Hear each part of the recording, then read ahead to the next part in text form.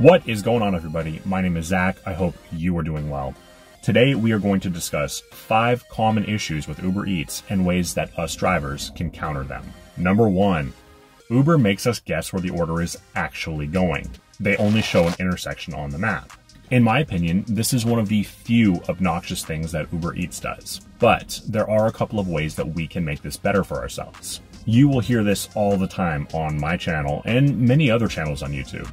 Knowing your market helps. Now, I realize if you're a relatively new driver, it's daunting to look at a map, especially in some larger cities, and go, how am I ever supposed to learn all of these roads? Well, you don't really have to. Hear me out. Don't look at the entire map and try to learn everything.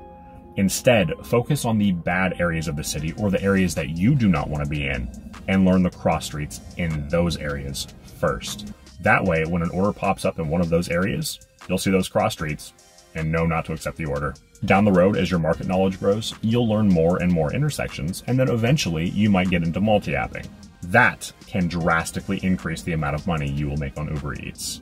Also, make sure to stick around to the very end of the video because my final tip is going to completely mitigate the address problem. Number 2, the in-app navigation will f*** you over. Do not, I repeat, do not rely on Uber's in-app navigation to get you where you're going. Not only is the routing incredibly bad at times, sometimes it will take you to the completely wrong place. I want to share 2 really quick stories about this. Story number 1, a couple months back, I accepted an Uber and a DoorDash order, both picking up from Mod Pizza. When I got both orders in the car and hit go on both apps, I just about shit myself because the Uber map was showing that I was supposed to go in the totally opposite direction. Turns out it was just Uber's poor routing, but it still was enough to almost cause a heart attack for me. So do yourself a favor and just use Google Maps or Apple Maps or Waze. The second thing, the one and only time I have ever delivered something on Uber to the incorrect house was because of their navigation. And also, because I didn't do my due diligence, but we're not going to talk about that in this video. It was going to an apartment complex, and the in-app navigation took me to what I assumed was the correct building. I could see that it was like building B or something, right? And I look up and I see building B. Like, perfect. So I scurry upstairs and I get the order delivered. A few minutes later, I get a phone call, and it turns out it was not the right complex. So Google Maps, Apple Maps, or Waze, it is your friend. Having said that, when you're about to pull up to the delivery address, make sure to go back into the in-app navigation because the pin that it'll drop in Google Maps is also not always accurate. So when you get onto the final street, that is when you go back to in-app navigation. Number 3, tip baiting. All right, guys, everybody knows that this is one of the most bullshit things on Uber Eats. If you do it long enough, eventually it's going to happen to you. It's maddening and it shouldn't be allowed. Uber Eats customers have up to 1 hour to increase, decrease, or completely remove the tip that they enter into the app. Every once in a while, you'll deliver to a customer with no ethics whatsoever, and they will completely remove the tip, making the total pay for that order nowhere near enough to have probably done it in the first place. Do not confront these customers. That is going to result in you getting deactivated and possibly put in handcuffs. Instead, what you should do is call Uber support. Pay really close attention to this next part. One of my subscribers, Al, taught me this, and I've actually used this, and I've gotten paid the full amount as a result of what he told me. When you call Uber support and tell them that you got tip baited, make sure to tell them that that was a contract between you and the customer agreed to pay that price for us to fulfill the contract. Now, the support representatives are going to read you this script about how tips are not mandatory and customers have up to an hour to change them.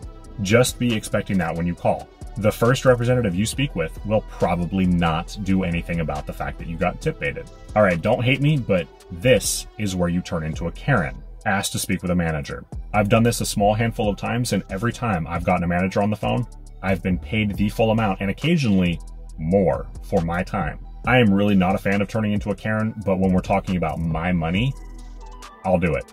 At the end of the day, you need to ask yourself if the amount of money you're out is worth dealing with the hassle of talking to support. However, I would like to remind you, if every driver that ever got tip baited called every time it happened, Uber would no longer allow tip baiting. Essentially, I'm asking you to be part of the solution. Number 4, time limits. Uber is the only one of the big three that does limit the amount of time we can be online. On Uber Eats, you can be online for 12 hours in one day. Personally, for most of us, it would just be a minor annoyance. However, if it's the end of the month and you're hustling hard, that 12-hour cap can be kind of obnoxious. I have 2 suggestions on how to mitigate this. Number 1, do not keep Uber Eats on during off hours. So for example, from say 1:30 p.m. or 2 p.m. to about 4 p.m. Turn it off. Also, don't put it on from like 7 p.m. to maybe 9 p.m. when it's not as busy. At the end of the day, this really boils down to you and your market knowledge and being online when it's actually busy. My second suggestion is to be on as many apps as you possibly can be. If you accept a DoorDash offer, for example, turn Uber Eats off while you're doing that order. That way, the amount of time that you spend on that DoorDash order does not count against you. Number 5, hidden tips. There are still some experienced drivers that don't realize that Uber hides tips as well. Uber hides tips over $8. So in my market, anything over $11 has the potential for a hidden tip. When a hidden tip comes in, this is the screen you'll be greeted with. Uber is extremely sneaky about this.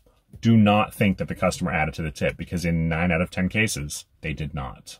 Unfortunately, there really isn't a good way to predict hidden tips on Uber other than the $11. Having said that, if you get an order to, say, a steakhouse or a sushi restaurant, and you see that they ordered 15 items and it's showing you $11, that's a pretty good indication that that might have a hidden tip. If the order is massive, they may show you more than the $11. Check out this order I got. This was going to a local office of a major tech corporation. They ordered 150 cheeseburgers. This was the total payout on that order. Personally, I feel like hidden tips are obnoxious and shouldn't be a thing to begin with. But because we have to deal with them, my advice to you is to accept Uber offers from higher end restaurants. You are much more likely to get a hidden tip from, say, a steakhouse than you would be from a McDonald's. All right, as promised, I have one bonus tip for you. In the beginning, when I was talking about Uber not showing the delivery address, there is a way around that. Really quick, before I get into that, it's important for me to say, do your own research. There are some people out there that firmly believe that this can get you deactivated. I am not one of those people, or I would not be talking about it.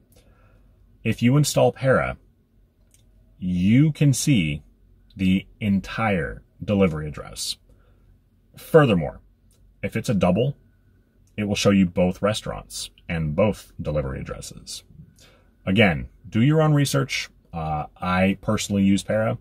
I have a bunch of friends that use Para.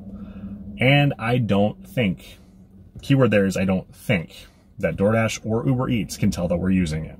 Having said that, using Para does violate the terms of service, so make sure to do your own research before you choose to use it. All right, guys, that's going to wrap up the video. If you haven't done so yet, please do consider pressing that like and subscribe button. I want to thank you so much for taking time out of your day to check out one of my videos. My name is Zach. I'll catch you soon.